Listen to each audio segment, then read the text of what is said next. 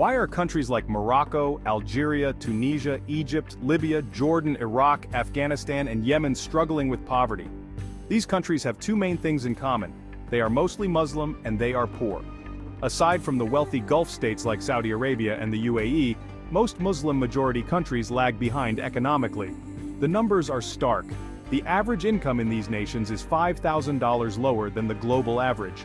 Many theories have been proposed to explain this, and in this video we'll explore the various reasons behind it. There are two main ideas that people often discuss when trying to explain why these countries are poor. The first idea is that Islam itself, as a religion and culture, is a barrier to progress. Some people believe that Muslims, because of their religious beliefs, reject things like commerce and democracy. For example, while 60% of the world's countries are democracies, only 14% of Muslims live in democratic countries.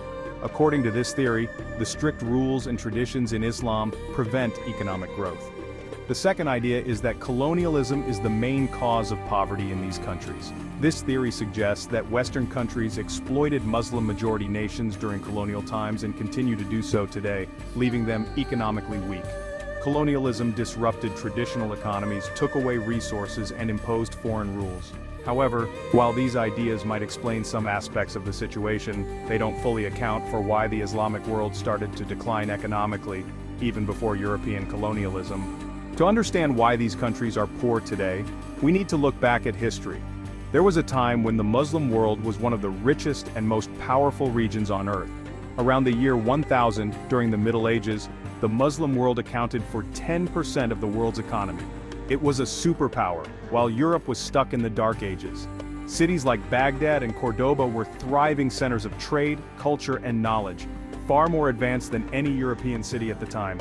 Muslim scholars made important discoveries in fields like algebra, medicine, engineering, and astronomy. The pilgrimage to Mecca wasn't just a religious event, it was also the largest trade fair in the world, attracting merchants from all over.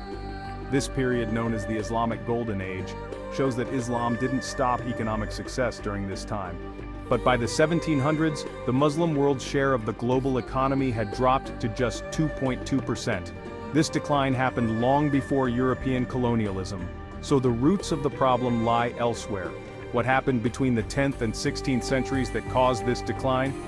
A mix of political problems, poor economic management, and the rise of conservative religious leaders who resisted change played key roles. The once thriving trade routes that connected the Muslim world with Asia, Africa, and Europe started to lose their importance as European powers established new sea routes and trade networks that bypassed these traditional Islamic hubs. One big issue was how businesses were run in the Muslim world. Historical records from Istanbul and Galata in the 17th century show that almost 80% of companies had only two partners. Unlike in Europe, where large companies and banks started to grow, businesses in the Muslim world stayed small and couldn't expand. This limited the ability to accumulate capital and develop large-scale industries. Several factors contributed to this. Islamic inheritance laws, which were meant to be fair, actually made it difficult for businesses to last. In a society where men often had many children, inheritance was split among many heirs, making it hard for any one heir to continue or grow a business after the founder's death. As a result, there was little incentive to build large, long-lasting companies, leading to what some historians call chronic business dwarfism in the Islamic world. Another big obstacle was the ban on interest-bearing loans, or usury, in Islam. While Europe moved past these bans, Muslim societies held on to them for a much longer time, making it hard to develop a strong banking system. European businesses could borrow money at interest rates around 5%, but in the Ottoman Empire, businesses had to pay rates of over 20%. This made it much harder for Muslim businesses to grow and innovate, as they struggled to obtain the necessary capital. European merchants also used something called bills of exchange, an early form of checks, that allowed them to trade without carrying large amounts of cash. But in the Muslim world, these kinds of financial tools were rare and less flexible, making trade riskier and less efficient. Legal and cultural factors also made things difficult. Islamic law, or Sharia, controlled how businesses were run, making it hard for Muslim and non-Muslim companies to work together. For instance, if a European merchant wanted to partner with an Ottoman businessman, they had to follow Sharia rules, which included strict rules about inheritance and the dissolution of companies. This made international trade partnerships difficult to sustain. The court system was also unreliable. Contracts were often ignored, and legal decisions were biased in favor of Muslims over non-Muslims. Even when two Muslims were involved in a dispute, the wealthier one usually won. This corruption and lack of legal fairness discouraged investment and the expansion of businesses, contributing to economic stagnation. Geography is another reason why many Muslim countries are poor. Many of these countries are located in dry, arid regions where farming is difficult and water is scarce. This makes them heavily dependent on imports for food and other basic necessities. Environmental challenges like water shortages and desertification worsen poverty and limit economic growth. Countries like Yemen and Afghanistan, for example, face serious environmental challenges that make it hard to improve their economies and living standards. From the 12th century onward, there was a noticeable shift in the types of jobs that people in the Muslim world were doing. Trade and industry, which were once dominant, began to be overshadowed by jobs in government and the military. The religious elite, or ulama, who were originally involved in trade, became more closely aligned with political leaders. This close relationship between religion and politics stifled economic innovation.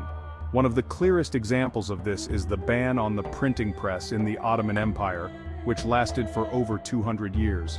While Gutenberg's press revolutionized Europe by making books and knowledge widely available, the Ottoman ban kept knowledge in the hands of the religious elite, slowing down the spread of new ideas and education. This had a significant impact on the economic and intellectual development of the region. Despite these challenges, some Muslim-majority countries have made efforts to modernize and reform their economies. For instance, in the early 20th century, Turkey under Mustafa Kemal Ataturk sought to separate religion from the state and modernize the economy. Ataturk introduced sweeping reforms, such as adopting the Latin alphabet, creating a secular legal system, and promoting industrialization. These changes helped Turkey modernize, though the country still faces significant challenges today. More recently, Saudi Arabia's Vision 2030 initiative aims to diversify its economy beyond oil by investing in sectors like tourism, entertainment, and technology.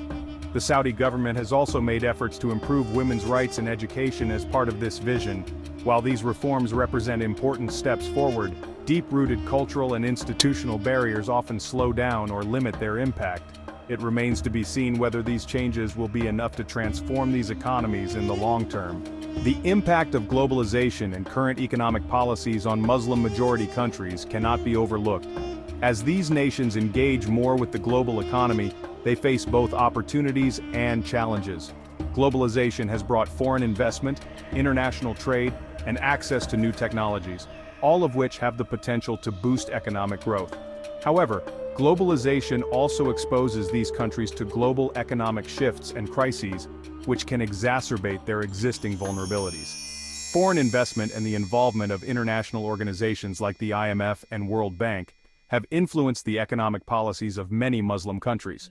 However, these policies sometimes come with conditions, such as austerity measures or structural reforms, that can be difficult for these countries to implement. While some countries have benefited from these policies, others have struggled, leading to mixed results. The integration into the global economy also means that these nations must navigate complex international trade agreements and compete with more developed economies, which can be challenging for those with weaker economic foundations. Technology and innovation are crucial drivers of economic growth, yet many Muslim-majority countries have lagged in this area. For years, these countries focused on traditional industries and did not prioritize the development of a knowledge-based economy. This has left them behind in the global race for technological advancement. However, some countries are beginning to change this. The United Arab Emirates and Qatar, for example, are investing heavily in technology and innovation, creating research centers and supporting tech startups. These nations are building the infrastructure needed to support a digital economy, including free zones for technology companies, investments in artificial intelligence, and the development of smart cities. This shift toward embracing modern technology could be a key factor in overcoming the economic challenges faced by these countries in the future. If these efforts succeed, they could help diversify economies and reduce dependence on natural resources like oil. Another important factor is the role of the Muslim diaspora. Millions of Muslims living abroad contribute significantly to the economies of their home countries through remittances. These funds, sent back by workers and professionals living in more developed countries, provide a crucial lifeline for many families and communities. In some cases, remittances make up a substantial portion of the GDP, helping to stabilize economies that might otherwise struggle even more. For example, countries like Pakistan, Egypt, and Bangladesh receive billions of dollars in remittances each year. This money is used for everything from basic household expenses to investments in education and small businesses. While remittances are not a substitute for sustainable economic development, they provide a critical source of income and help to alleviate poverty in many of these nations. In summary, the economic struggles of Muslim-majority countries are not solely due to Islam or colonialism. Instead, they result from a complex interplay of historical, cultural, geographical, and institutional factors. Rigid business practices, legal constraints, the close relationship between religion and politics, geographical challenges, a slow adoption of technology, and the effects of globalization and current economic policies have all played significant roles in shaping the economic landscape of these countries. While these factors may have helped maintain social order in the past, they have also hindered the development of dynamic, prosperous economies. However, there are signs of hope. Modernization efforts, investments in technology, and the economic contributions of the diaspora offer potential pathways for growth. The big question is whether these nations can overcome their economic challenges and experience a resurgence without relying solely on natural resources like oil. Only time will tell, but understanding the past is crucial for shaping a better future. If you found this explanation helpful, please subscribe to our channel, like the video, and share your thoughts in the comments. We'd love to hear what you think about the economic challenges in the Islamic world, and what the future might hold for these countries. Until next time.